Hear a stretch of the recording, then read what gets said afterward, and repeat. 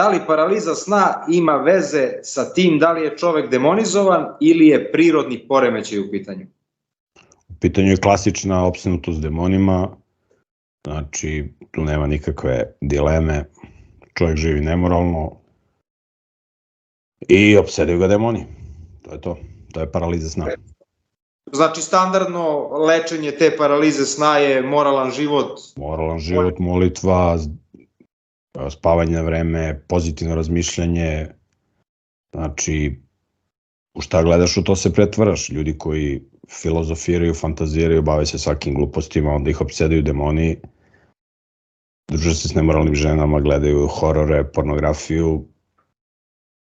Nije, može čovjek samo zato što puši duvan da ima paralize sna. Ja znam ljude koji su pušili duvan, imali su panične napade, ali uglavnom paralize sna imaju ljudi koji su neko malo se bave nekim drugim, nije samo pušenje duvana, nego malo, iako pušenje duvana ne ide samo sa sobom, sa tom idu i druge tehnike za prizivanje demona.